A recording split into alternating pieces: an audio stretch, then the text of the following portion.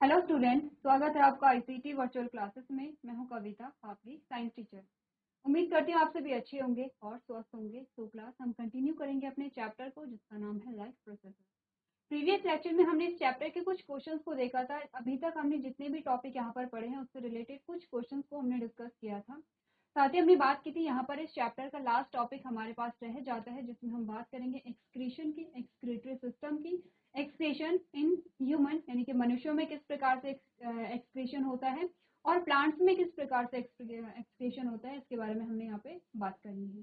तो इससे पहले आपने क्या क्या चीजें डिस्कस की हैं अभी तक, एक बार आप लोग देखिए कौन कौन से टॉपिक्स हमारे पास आते हैं।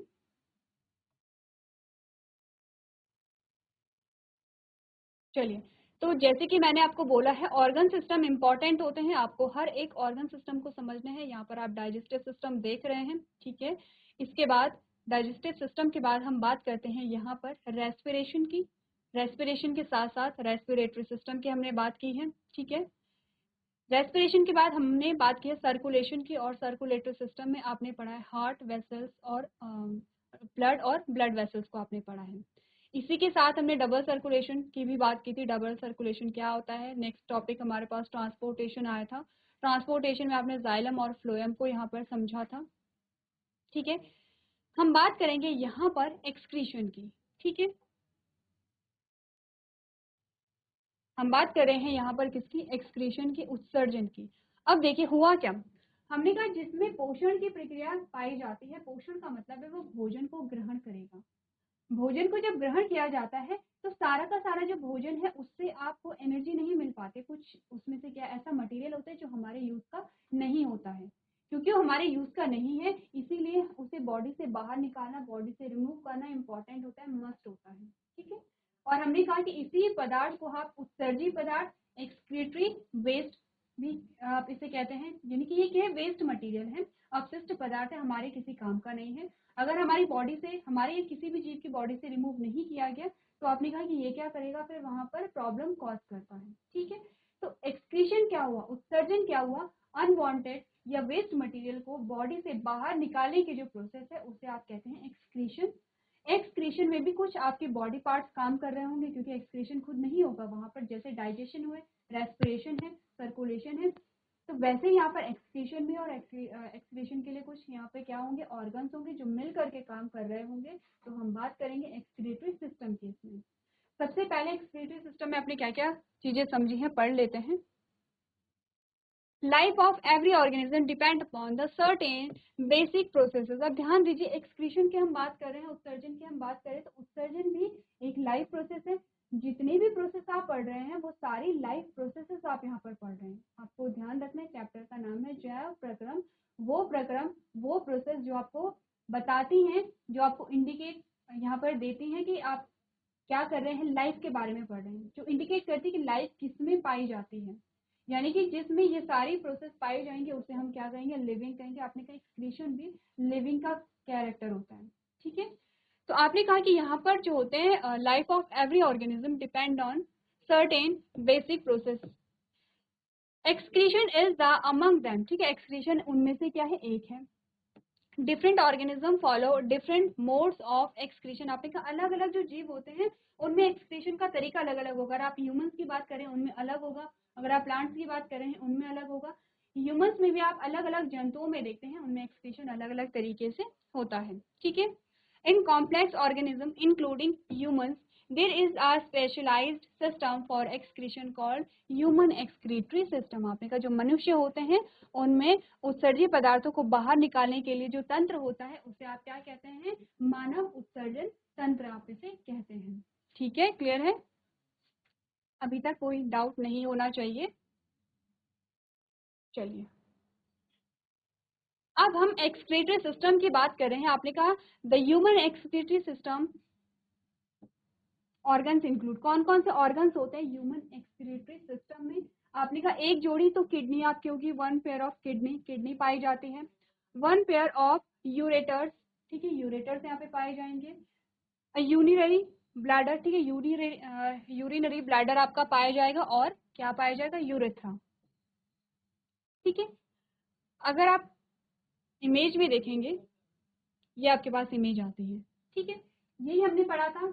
आपने पढ़ा था किडनी होती है, आपने पढ़ा था यहाँ पर क्या होता है, ये आपके पास किडनी आ गई है, ये आपके पास यूरेटर आ गए हैं, ये आपके पास क्या आ गया है, यूरिनरी ब्लैडर आ गया है, और ये आपके पास यूरेथ्रा आ गया है। इन्हीं पार्ट के बारे में हमने बात की थी। यही आपका क्या है, एक्सक्रीटरी सिस्टम है। इन्हीं के द्वारा क्या होता है, एक्सक्रीशन की प्रोसेस यहाँ पर पाई जाती है। पढ़ लेंगे एक एक करके इन ऑर्गन्स के बारे में। सबसे पहले हमारे पास आता है किडनी।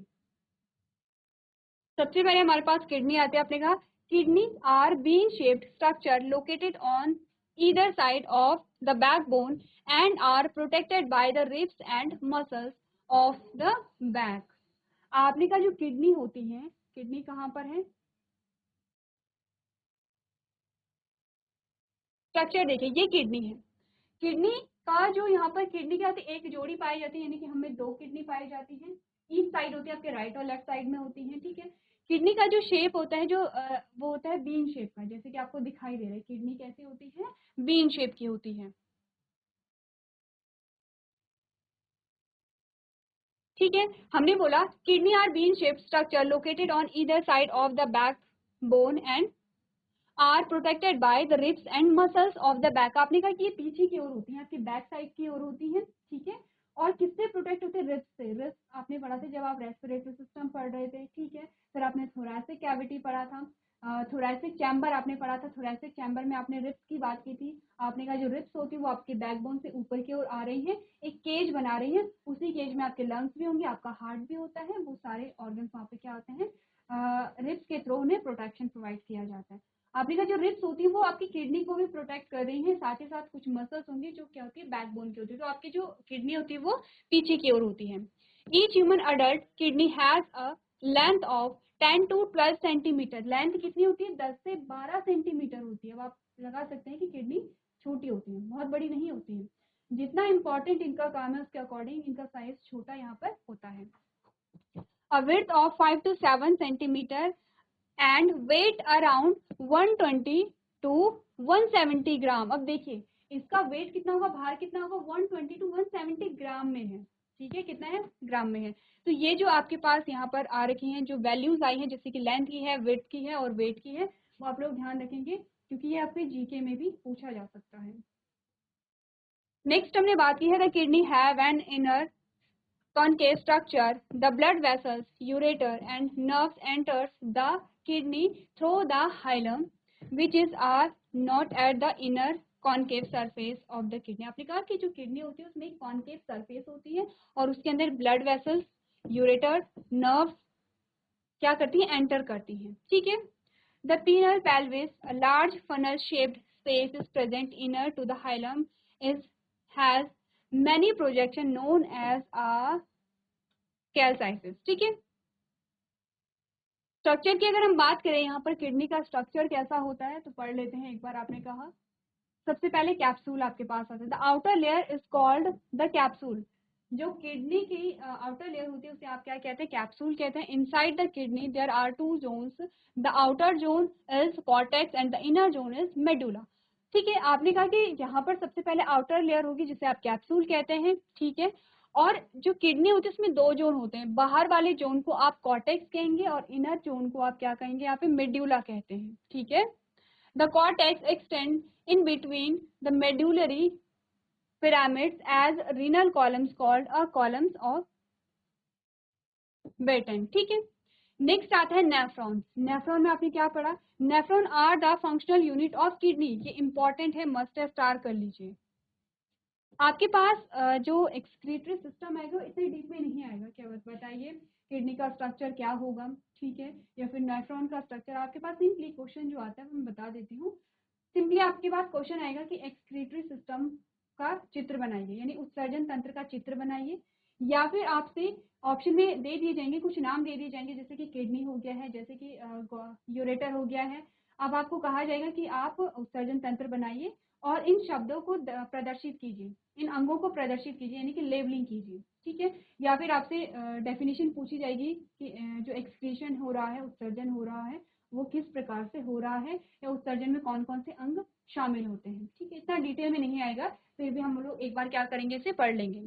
कुछ कुछ इंपॉर्टेंट चीजें हैं वो लोग वो आप लोग क्या करेंगे, ध्यान में रखेंगे। जैसे कि किडनी के बारे में जो आपको लेंथ बताई है, विड्थ बताई है और उसका वेट बताया है, ये आप ध्यान में रखेंगे। नेफ्रॉन, इस लाइन को आप स्टार कर लीजिए, मस्ट है। आपने कहा नेफ्रॉन जो होती है वो क्या होती है, किडनी की फंक्शनल यूनिट होती है। जैसे कि जब आपने पढ़ा था सेल के बारे में तो आपने कहा था हमारी बॉडी की जो फंक्शनल यूनिट है और स्ट्रक्चरल यूनिट है उसे हमने क्या कहा था, सेल कहा था। जैसे कि जब आप नर्वस सिस्टम पढ़ रहे थे तो नर्वस सिस्टम पढ़ते टाइम आपने कहा था जो न्यूरॉन है वो क्या है, नर्वस सिस्टम की फंक्शनल यूनिट है। वैसे ही आपने कहा कि जो किडनी है, किडनी के फंक्शनल यूनिट क्या है, नेफ्रॉन है यहाँ पे। ठीक है, न्यूरॉन और नेफ्रॉन में आप कंफ्यूज नहीं करेंगे। न्यूरॉन हम तब पढ़ते जब आप नर्वस सिस्टम की बात करते हैं, नेफ्रॉन आप तब पढ़ते जब आप एक्सक्रीशन की बात करते हैं। each nephron has two parts, glomerulus and a renal tubule. आपने कहा कि जो नेफ्रॉन होते हैं उसमें दो पार्ट होता है, ग्लोमेरुलस होता है और रीनल ट्यूब्यूल होता है।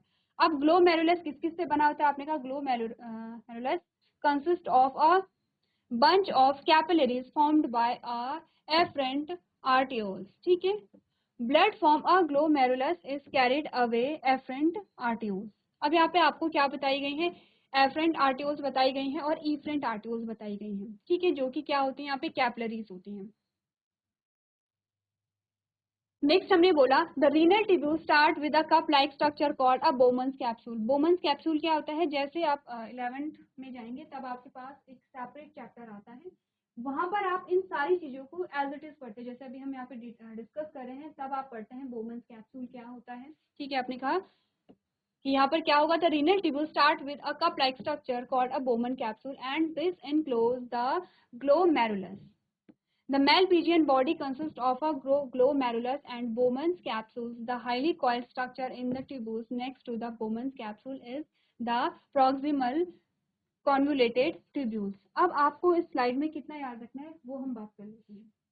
सबसे पहले किडनी कितने पेयर होते हैं, कहाँ पर पाई जाती है, लोकेशन क्या होती है, प्रोटेक्शन कौन प्रोवाइड करा रहा है, स्ट्रक्चर के बारे में आप बात करेंगे, जैसे कि आप साइज और वेट के बारे में आप बात कर लेंगे। दूसरा यहाँ पर आप देखेंगे स्ट्रक्चर, बेसिक सा स्ट्रक्चर हमने कहा कि जो स्ट्रक्चर होता है उसमें कैप्सूल आप कहते हैं कि जो आउटर लेयर है वो कैप्सूल होगी। फिर आपने बात की थी कॉर्टेक्स एंड मेड्यूला की आपने बात की थी। फिर आपने नेफ्रॉन के बारे में कहा कि स्ट्रक्चरल यूनिट है। नेफ्रॉन किन किन चीजों से मिलकर के बना है, आपने कहा ग्लोमेरुलस से है और रीनल ट्यूब्यूल से है। ठीक है, थोड़ा थोड़ा ग्लोमेरुलस और रीनल ट्यूब्यूल्स के बारे में आप यहाँ पर देख लेंगे। हेंस लूप, अब हेंस लूप क्या होता है, आपने कहा the next part of the tubule, tubule का जो नेक्स्ट पार्ट होता है is hence loop which has an ascending and descending limb। इसमें ascending और descending limb होती हैं। The ascending loop continues as a distal convoluted tubules। The distal convoluted tubules of many nephrons open into the collecting duct। The cartilage region of kidney comprised of a Malpighian corpuscle proximal convoluted tubules and a distal convoluted tubules। The medullary region consists a loop of Henle। There are two types of nephron। अब देखिए यहाँ पर आपको बहुत ज्यादा चीजें clear नहीं हुई होंगी क्योंकि ये क्या है आपके सिलेबस से बहुत ज्यादा क्या है वास्ट चीजें हैं। आप जो बेसिक बेसिक चीजें हैं वो समझते चले जाइए। आपको सिर्फ इतना देखना है कि जो एक्सक्रीटरी सिस्टम है उसमें कौन कौन सी चीजें इंक्लूड है, आपको सिर्फ यहाँ पर इतना देखना है। सेकंड हमने कहा नेफ्रॉन दो प्रकार का होता है, cortical and a juxtamedullary। In case of cortical, the loop of Henle is very short and extend only a little into the medulla। In juxtamedullary, the loop Henle is very long and runs deep into the medulla। ठीक है, चलिए ये तो हमने बात की किसकी, kidney की। सेकंड पार्ट यूरेटर आएगा। अब किडनी के बारे में हमने बेसिक सी चीजें देख ली है, यूरेटर में देखिए कौन कौन सी चीजें आपको बता रखी है। आपने कहा a pair of a thin muscular tubes called ureter comes out of each kidney extending from the renal pelvis। It carried urine from the kidney to the urinary bladder। हम बात कर रहे हैं किसके बारे में, यूरेटर्स के बारे में। यूरेटर क्या होती है, ये जो आपको पाइप जैसी संरचनाएं दिखाई दे रही है ये है यूरेटर। आपने कहा ये दो ये भी क्या होती है, एक पेयर होती है, यानी कि दो यूरेटर्स आपके पास आते हैं। कहाँ से निकल रही है, किडनी से निकल रही हैं।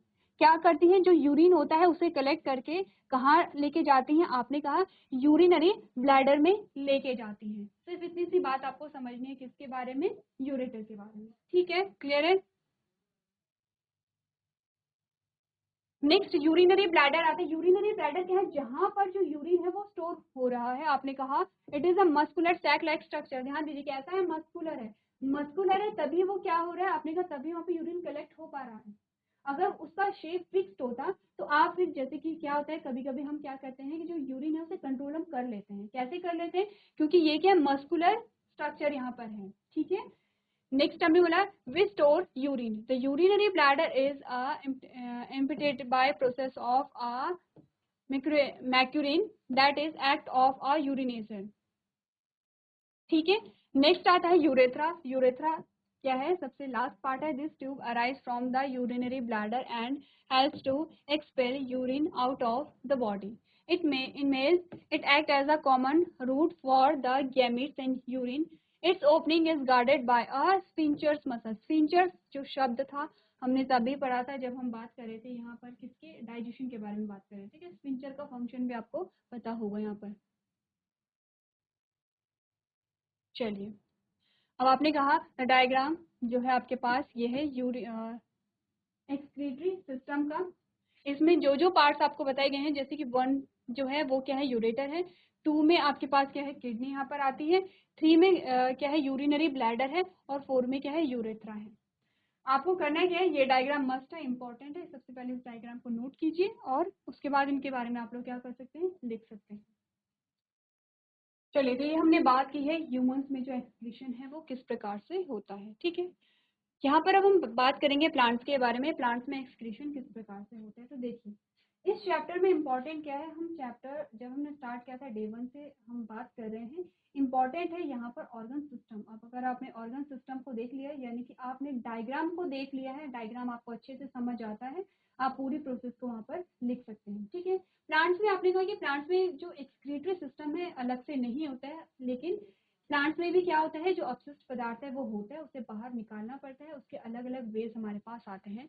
आपने कहा plant have no special organs for the removal of waste, कि वेस्ट को रिमूव करने के लिए प्लांट में अलग से कोई ऑर्गन सिस्टम नहीं पाया जाता है।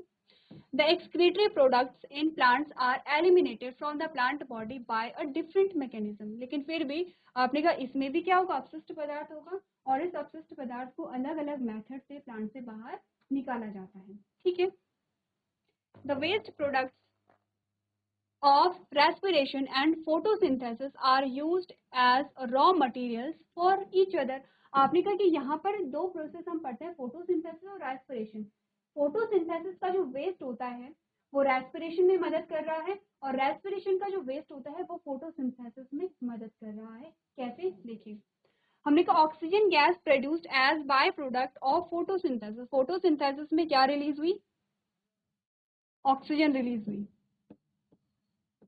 ठीक है। अब हुआ क्या, is used up during the respiration. अब रेस्पिरेशन में क्या होगा, ऑक्सीजन का यूज होगा, ठीक है। हमने यही तो कहा था कि रेस्पिरेशन में ऑक्सीजन का यूज होता है। And carbon dioxide produced during respiration is used up during photosynthesis, ठीक है। हमने कहा कि क्या होगा, जब फोटोसिंथेसिस हो रही थी तो ऑक्सीजन निकली, इस ऑक्सीजन का यूज प्लांट ने रेस्पिरेशन में किया। जब रेस्पिरेशन हुआ तो CO2 निकली, और इस CO2 का यूज प्लांट ने कब किया, जब वहां पर क्या हो रही थी, फोटोसिंथेसिस हो रही थी। तो आपने क्या कहा कि इनके द्वारा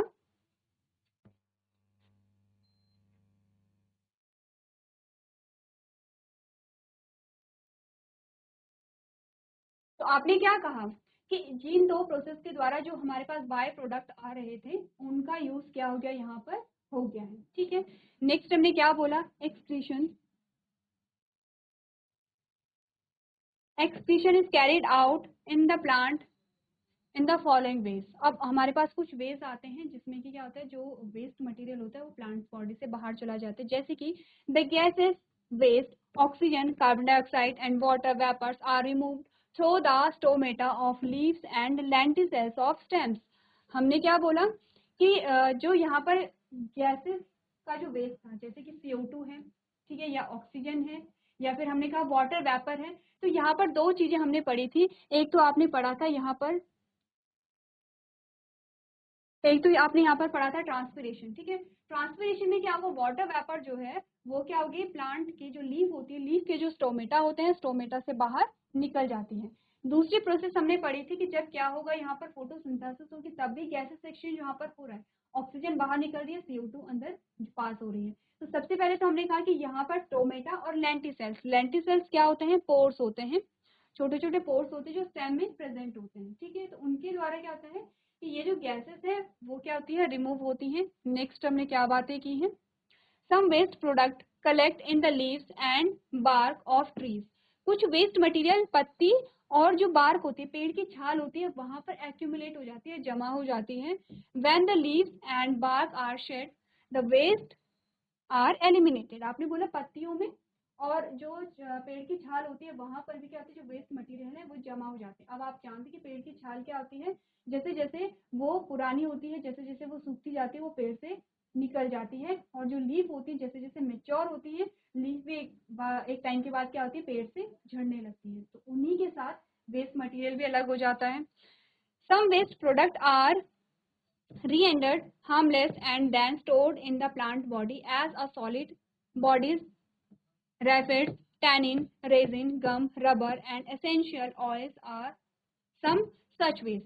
आपने बोला कि कुछ ऐसे वेस्ट होते हैं कि जो प्लांट में ही जमा रहते हैं, लेकिन प्लांट के लिए कोई भी हानिकारक प्रभाव वहां पर नहीं दिखाते हैं। कौन कौन से होते हैं, रैपिड्स हो गए हैं, टैनिन है, रेजिन है, गम है, रबर है, ये और ऑयल्स होते हैं। तो ये क्या होते हैं, प्लांट को कोई हानि नहीं पहुंचाते हैं और प्लांट्स में क्या होते हैं, स्टोर रहते हैं। The oil produce from the orange eucalyptus and jasmine, latex from the rubber trees, papaya tree and gums from the acacia are different forms of stored waste product। अब आपको एग्जांपल दिया गया है, आपने कहा कि कौन सी चीजें किस प्लांट में स्टोर होती हैं। हम क्या करते हैं, इन वेस्ट प्रोडक्ट का हम अपने लिए अलग तरीके से यूज करते हैं। तो ये हमने बात की किसकी, प्लांट्स में, ये हमने बात की कि प्लांट्स में किस प्रकार से क्या होता है, यहाँ पर एक्सक्रीशन की प्रोसेस होती है बिना एक्सक्रीटरी सिस्टम के। क्लियर है, तो एक बार आप इन सारे पॉइंट्स को पढ़ लीजिए, इंपॉर्टेंट है। आपके पास प्रीवियस ईयर में एक क्वेश्चन में आया था कि प्लांट्स से जो एक्सक्रीशन होता है वो किस प्रकार से होता है, उसके अलग अलग वे आप बताइए। तो आपको करना है क्या है, सारे पॉइंट्स को अच्छे से समझ लेना है। चलिए, सो क्लास इसी के साथ हमारा जो चैप्टर है वो कंप्लीट होता है। तो इस चैप्टर आपका बहुत लेंदी चैप्टर है, इंपॉर्टेंट चैप्टर है, और इस चैप्टर से आपके पास 2 से 3 क्वेश्चन आते हैं। इस चैप्टर से जो क्वेश्चन होंगे वो आपके एमसीक्यूज में भी आते हैं, 1 नंबर के क्वेश्चन में भी आते हैं, और आपके 4 नंबर के क्वेश्चन में भी आते हैं। तो इम्पॉर्टेंट है, मैं आपको बार बार बता रही हूँ। आपके पास कम से कम 2 ऑर्गन सिस्टम यहाँ पर आते हैं, ठीक है। रेस्पिरेशन हो गया है, या फिर डाइजेशन हो गया है, या एक्सक्रीशन हो गया है, ये सारे आपके पास ऑर्गन सिस्टम आते हैं। तो इसीलिए मैं कह रही हूँ सबसे पहले आपको ऑर्गन सिस्टम सारे पढ़ने हैं, ठीक है। फोटोसिंथेसिस से रिलेटेड क्वेश्चन आते हैं, तो सबसे ज्यादा जो क्वेश्चन आते हैं वो फोटोसिंथेसिस और यहाँ पर जो डाइजेशन है, इन दो जो ऑर्गन, इन 2 प्रोसेस से आपके पास मैक्सिमम क्वेश्चन आते हैं, ठीक है। तो आपको यहाँ पर जो डाइजेस्टिव सिस्टम है उसे अच्छे से समझना है, फोटोसिंथेसिस की इक्वेशन है। मैंने कल आपको एक होमवर्क दिया था जब हम इस चैप्टर के क्वेश्चन आंसर्स यहाँ पर डिस्कस कर रहे थे। वहां पर आपके पास एक होमवर्क आया था जिसमें आपसे कहा गया था कि फोटोसिंथेसिस की प्रोसेस को आपको इक्वेशन के थ्रू बताया गया था, और आपको उस इक्वेशन को बैलेंस करना था, क्योंकि आप केमिस्ट्री में यहाँ पर इक्वेशन को बैलेंस करना सीख रहे हैं, या आपने सीख लिया होगा। आपको करना है क्या, उस इक्वेशन को बैलेंस करना है। तो ये हमारे चैप्टर का लास्ट टॉपिक था। अब हम क्या करेंगे, इस चैप्टर से रिलेटेड क्वेश्चन आंसर्स को डिस्कस करेंगे। इससे पहले आपने क्या करना है, जो भी हमने चीजें डिस्कस की हैं उसे आप रिवाइज कर लेंगे। तो आज के सेशन में हम इतना ही करेंगे। अभी तक क्लास में बने रहने के लिए आपका धन्यवाद।